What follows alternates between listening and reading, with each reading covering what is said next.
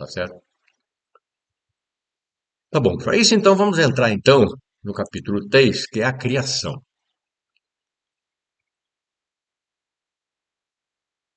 A primeira coisa que nesse capítulo fala é sobre a pluralidade dos mundos e dos mundos habitados. A questão vai de 55 até 58. Mas lá atrás, na questão 37, ele diz: o universo foi criado por Deus por sua vontade. Questão 37 e questão 38. Deus criou o universo por sua vontade. Então, o que é o universo? O universo é o que nós observamos, é o universo onde nós estamos, a matéria que nós vemos, as ondas eletromagnéticas que nós vemos, né? As estrelas, os planetas, é o universo, né?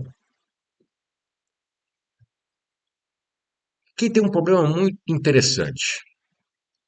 Nessa época, a questão 55 tem uma resposta que o Espírito diz assim: os homens imaginam que Deus criou o universo só para eles. Eu achei muito engraçada essa resposta, né? Porque hoje isso não é natural, né? Eu não imagino que Deus criou o universo só para ele. Mas na época era.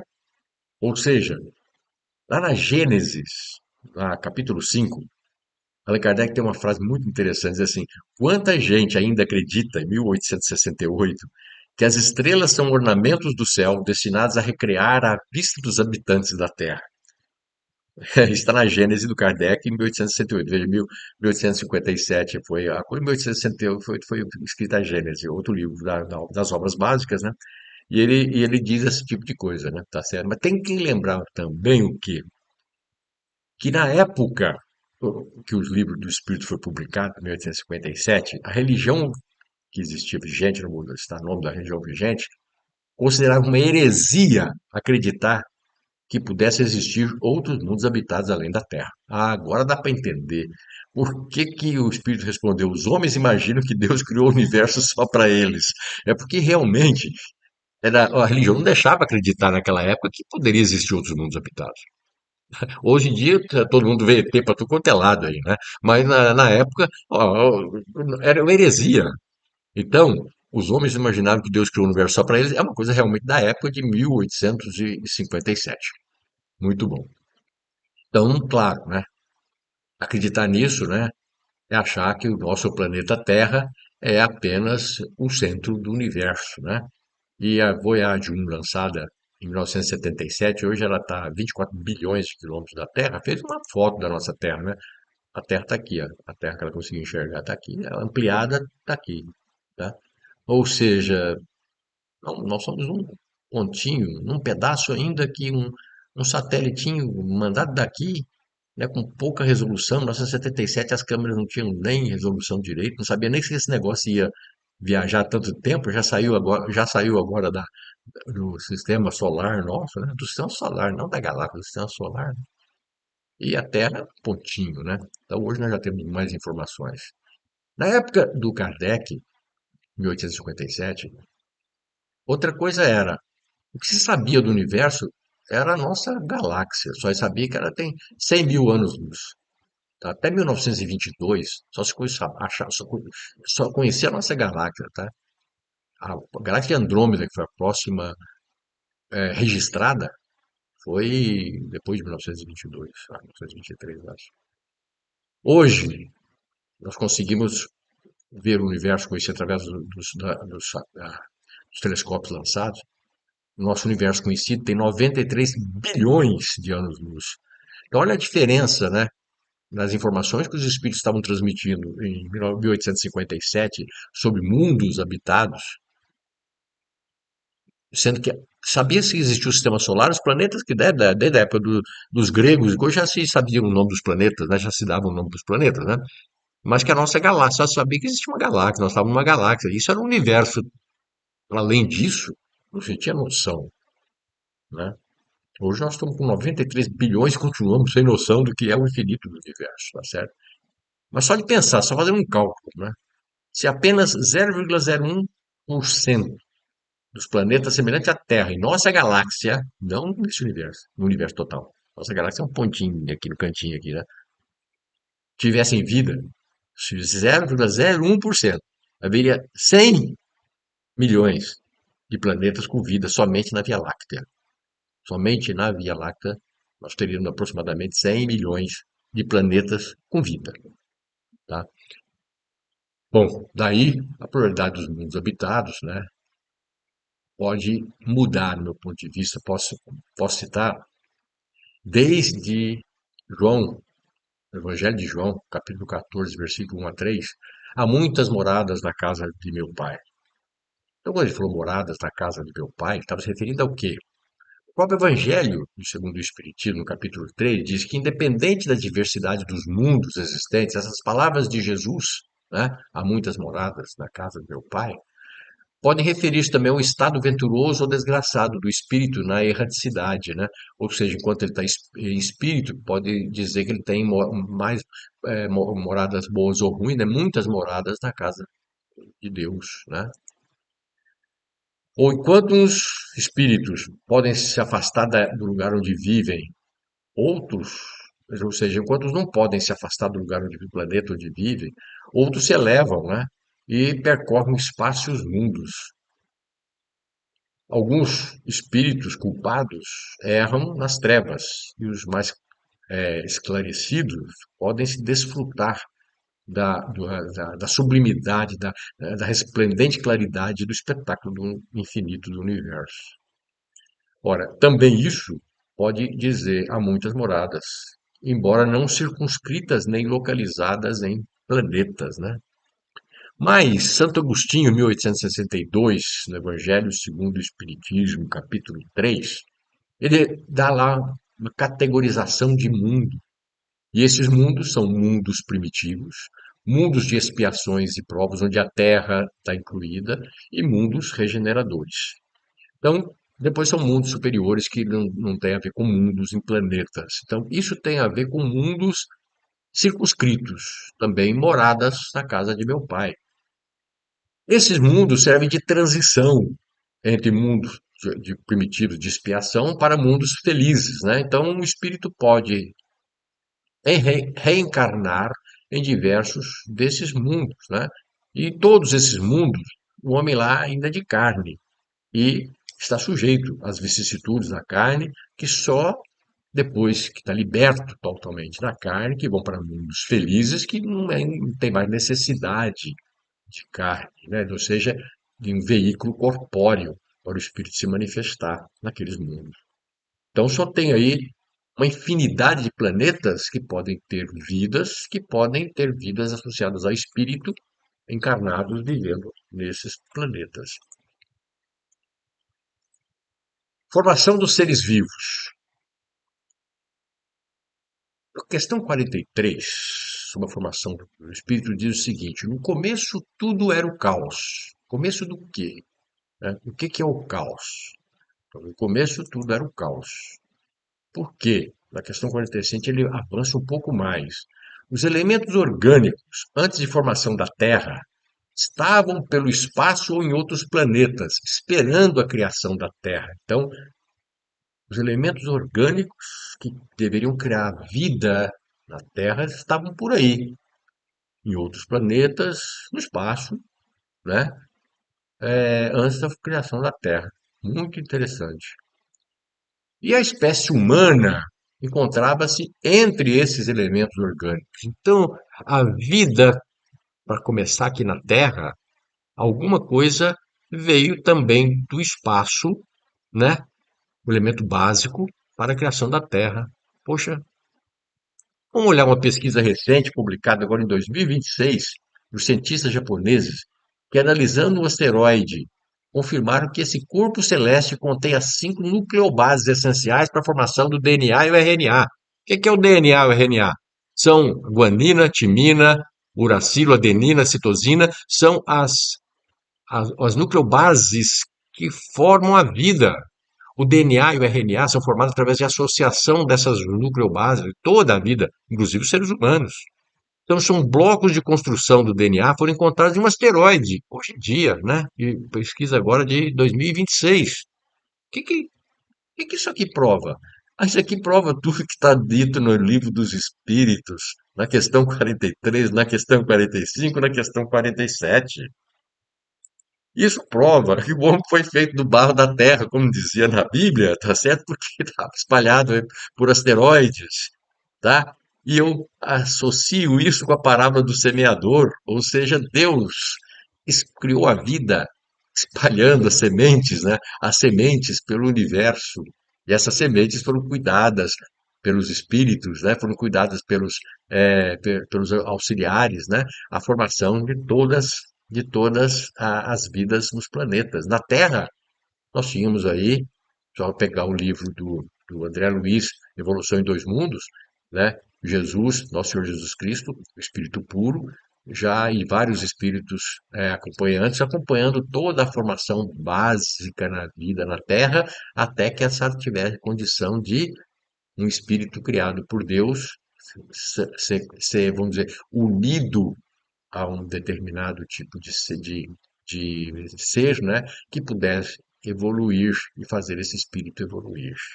Tá? Então a palavra do semeador, semeador, por exemplo, a semente semeada, né, me parece muito, né, quando o semeador saiu a semear, né, e me parece muito como se Deus estivesse semeando as sementes pelo universo que ele criou.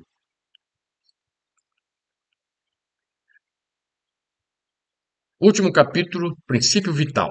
É o princípio que diferencia a matéria orgânica da inorgânica. Então, nós temos matéria orgânica e matéria inorgânica, tá certo? E dá vida aos seres orgânicos. Então, vamos lá.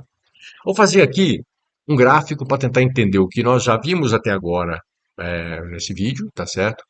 E chegar até o final. Então, Deus, inteligência suprema do universo, tá certo? Inteligência suprema, criador de todas as coisas, utilizando o princípio material e o princípio inteligente, não sabemos, né? Aqui é difícil de entender, porque não nos é dado ainda de entender, tá certo? Do princípio material, observando a questão 79 do princípio inteligente, do princípio exterior, do princípio, derivou-se o fluido universal.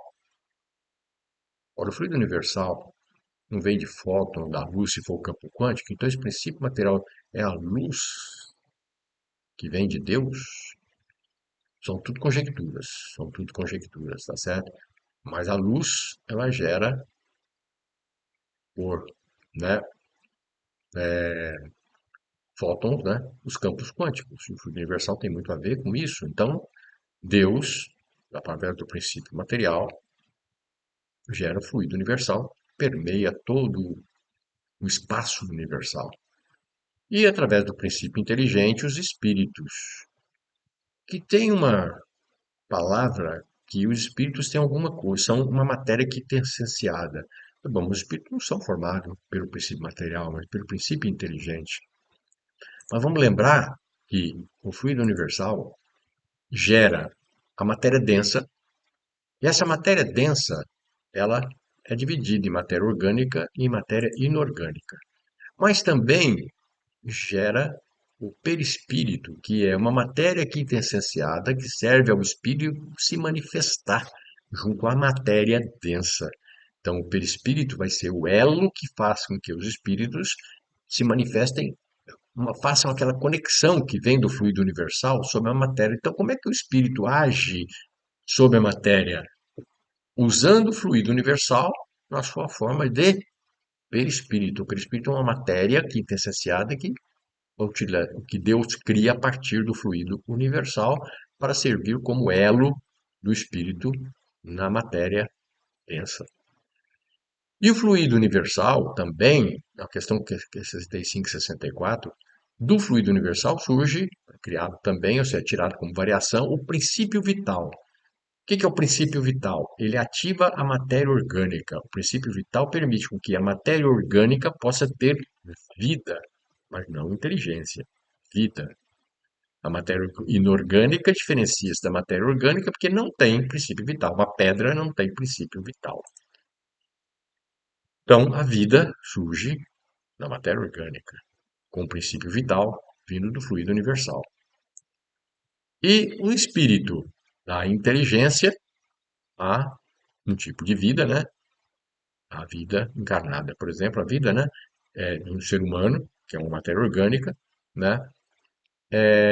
vem do princípio inteligente. Então, esse gráfico mostra aqui para mim, né, a criação de Deus em relação ao fluido universal, ao espírito, conforme diz dentro do Espiritismo. O que eu vi até agora, né, foi tentar comparar o fluido universal como um campo que vem da luz, tá certo? Como um campo quântico que vem da luz. Ah, tá. Então, o princípio vital dá vida aos seres orgânicos. Faz o elo entre espírito e matéria. O Kardec diz que ele pode ser transmitido de uma pessoa a outra, na questão K, na resposta da questão 70, tá? Isso não está explicitamente claro no livro dos Espíritos, nessa parte do livro dos Espíritos também, tá certo? E também aqui o Kardec chama de fluido vital. Então, da mesma forma, no livro, a resposta do livro dos Espíritos, os Espíritos é princípio vital. Mas o Kardec chama de fluido vital, e em diversas situações aparece fluido vital, é a mesma coisa que princípio vital. Como fluido é um campo, que eu estou entendendo como campo, pode ser mesmo fluido vital, o nome aqui vindo do fluido universal. Fundamental que esse princípio vital vem do princípio material, tem a mesma base da matéria densa, mas faz a matéria orgânica funcionar. Para a matéria orgânica funcionar, como é que é isso, né? A matéria orgânica precisa de vida, né? Precisa de vida, mas só vida não é vida inteligente. Então, a matéria orgânica é uma planta, por exemplo, tem vida, não tem vida inteligente, então o espírito associado a ela para dar inteligência, né, à planta, tá certo? Eu vou fazer uma analogia com o computador, que é uma área que eu entendo um pouco, tá certo? Só para a gente esclarecer o que esse gráfico aí está me mostrando, não tem nada a ver com o espiritismo, tá certo? Tem a ver aqui com quem entende, quem conhece um computador, só para a gente ter uma ideia bem terra-terra aqui do que eu estou falando, tá certo? Princípio material. Então nós temos os elétrons, né? Que formam o quê? Formam matéria. Próton-átomos formam matéria. Então, do princípio material deriva a matéria, tá certo? Tirei o fluido vital daqui, desculpe, eu tirei daqui o fluido universal daqui, tá certo? Você não é direto. Então, algum processo, isso aqui transforma na matéria. O ser humano pega essa matéria e transforma em componente eletrônico. Matéria, tudo matéria. Matéria densa. Matéria densa, essa matéria densa ele monta umas plaquinhas, tá certo? De computador. Essas plaquinhas de computador ele monta o computador, tá certo? Então, desse negócio aqui do começo aqui, ó, estou chamando de um princípio material, que era elétrons. Por esse caminho, esses elétrons viraram um computador. Mas esse computador, sem ligar ele na tomada, não faz nada, né? É uma caixa preta, plástico, com placa lá dentro, que ou isso é a mesma coisa. Bom, mas se pegar isso aqui e gerar energia elétrica, então a energia elétrica é uma coisa que vem também do princípio material, também do átomo, e é diferente. É um campo eletromagnético que gera elétrons que formam uma corrente elétrica que liga o computador. Então eu posso dar vida a esse computador usando o mesmo princípio. A matéria fabrica e os elétrons ligam. Então o computador liga. Mas serve para que um computador? Não faz mais coisa? Ele só ligar não adianta nada. Então ele precisa de um programa. Então eu estou associando aqui, ó, uma parte externa a essa aqui que vem do princípio inteligente, tá certo? É um programa que foi desenvolvido e faz o computador realmente servir para alguma coisa. Então, essa analogia me mostra uma coisa muito terra a terra, muito do nosso espaço de conhecimento, tá certo? Tentando mostrar aquele gráfico do slide anterior, o que que ele faz. Então, o princípio vital, dentro do princípio vital, ainda tem a seguinte tópico finalmente no livro dos Espíritos: a inteligência e o instinto. Então, o princípio vital ativa a matéria orgânica. E o princípio inteligente, ele pode me dar a inteligência, sabe, pela questão 72, e o instinto. A inteligência são os espíritos. E o instinto? O instinto vem do princípio inteligente, mas o que é o instinto? Questão 73, os espíritos dizem: o instinto é uma inteligência não racional pelo meio do qual os seres vivos provêm suas necessidades. É muito confusa essa frase. Uma inteligência não racional. O que é uma inteligência não racional? Então, o princípio inteligente pode fornecer, né, um instinto que é uma inteligência não racional. É bastante estranho o que é uma inteligência não racional, mas nós sabemos o que é um instinto, né? O instinto nós temos necessidade, ou seja, aquilo que os seres vivos devem ter para prover as suas necessidades, tá certo? Então, o instinto ele sempre existe. O homem negligencia esse instinto. O homem acha que não tem instinto, né? O instinto serve para o homem se salvar de diversas situações, né? E ainda ele diz assim que o instinto nos guia sempre, às vezes até mais seguro do que a razão, né? O instinto faz eu fugir de um perigo, o instinto me faz tomar uma atitude, uma ação que eu não sei por que que eu tomei aquela ação, por instinto eu resolvi uma coisa, tá certo? Então, o instinto existe como alguma coisa que derivou do princípio inteligente, né? Mas que é difícil entender como uma inteligência não racional. É, o instinto não raciocina, e a razão permite a escolha e o livre-arbítrio. Hum, É ainda difícil. Então, eu vou recorrer, ainda, sobre inteligência e justiça, à Gênese do Allan Kardec, no capítulo 3. No capítulo 3 ele diz: o instinto é a força oculta que solicita aos seres orgânicos a atos espontâneos e involuntários, tendo em vista a conservação deles.